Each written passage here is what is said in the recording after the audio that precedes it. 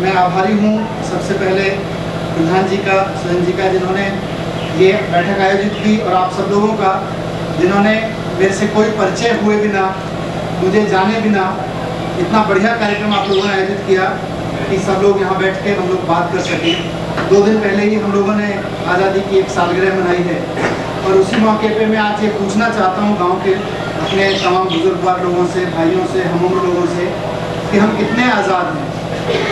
हम अगर आज हमारे साथ कोई घटना घट जाए और हम थाने में रिपोर्ट कराने जाएं, तो क्या हमारी रिपोर्ट लिखी जाती है?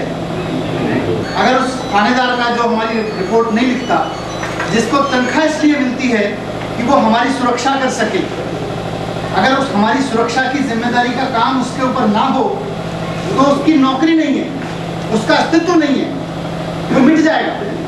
उस आदमी के ऊपर हमारा कोई बस नहीं चलता।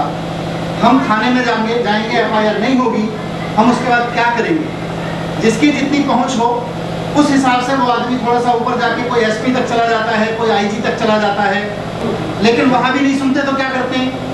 चलो और थोड़ी सी जान पहचान हो गई, चलो और बड़ा आंदोलन खड़ा कर लिया, और बड़ा आदमी ढूंढ लिया, मुख्यमंत्री तक चले गए। वहां भी नहीं सुने तो क्या करेंगे? अब मुख्यमंत्री किसके प्रति जवाब दे?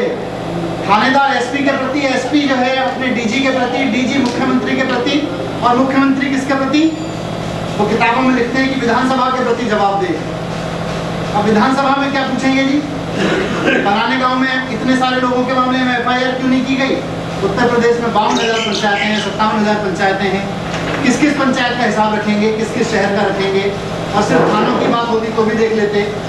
आप सरकारी अस्पताल में चले जाओ, वहाँ डॉक्टर नहीं मिलते, डॉक्टर मिलते हैं तो वो ठीक से इलाज नहीं करते, इलाज करते हैं तो जो हमारे लिए दवाइयाँ आती हैं वो दवाइयाँ नहीं देते। आप स्कूलों में चले जाओ, वहाँ अध्यापक नहीं आते हैं तो पढ़ाते नहीं हैं।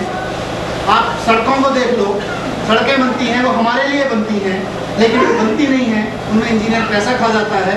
और यहाँ बैठे करीब 150 लोग, 100-125 लोग बैठे हैं यहाँ। मैं सबसे पूछना चाहता हूँ, क्या हमें कोई अधिकार है कि हम इन तमाम सरकारी कर्मचारियों का बाल बीमा का कर सकें? हमारा बच्चा मर रहा होगा, लेकिन वो डॉक्टर अगर नहीं सुनेगा तो नहीं सुनेगा, क्योंकि वो सरकारी अस्पताल में अफसर है। मैं मुख्य रूप से बात रखने आया हूँ कि हमें बहुत बहकाया जा रहा है आज़ादी के नाम पे, चुनाव के नाम पे। चुनाव में वोट मांगने आते हैं तो कहते हैं हम आपकी नाली बनवा देंगे, खड़ंजा बनवा देंगे, पेंशन दे देंगे, 2 रुपये किलो चावल दे देंगे। ऐसा कहते हैं जैसे अपने पिताजी के घर से पैसा ला रहे हो। उनके पिताजी का पैसा तो नहीं है ना। वो हमारे गाँव का सबसे गरीब आदमी, सबसे भिखारी जो होगा ना, भिखारी गाँव में या शहर में भिखारी, वो भी टैक्स देता है। वो बाजार से नमक खरीदता है, साबुन खरीदता है, माचिस की डब्बी खरीदता है, बीड़ी खरीदता है, तो टैक्स देता है। उस टैक्स के इकट्ठा होकर वो पैसा बनता है, जिसको आके वो हमारे ऊपर एहसान जताते हैं कि लो हमने जो है तुम्हारी सड़क बनवा दी, लो हमने तुम्हें 2 रुपये किलो चावल दे दिए, लो 500 पेंशन दे दी, लो तुम्हारे लिए हमने स्कूल बनवा दिया। हमारे ही पैसे से हमारे लिए काम करके और हमारे ऊपर एहसान जताते हैं। अभी प्रधान जी से बात कर रहे थे, योजनाएं कैसे बनती हैं? योजनाएं बनती हैं, दिल्ली में कोई सपना देख लेता है कि वहाँ गांव में इस चीज़ की ज़रूरत है, और वहाँ से बस कागज़ चलना शुरू होता है। लखनऊ से जो है बागपत से बड़ौद, और बड़ौद से गाँव में, लो जी गड्ढे खुदवा दो, लो जी तालाब बनवा दो। अब इस गाँव में तालाब की ज़रूरत है कि नहीं है, इसको सबसे ज़्यादा कौन जानता है? गाँव के लोग या दिल्ली में बैठा ये अफसर? गाँव के लोगों से कभी पूछा?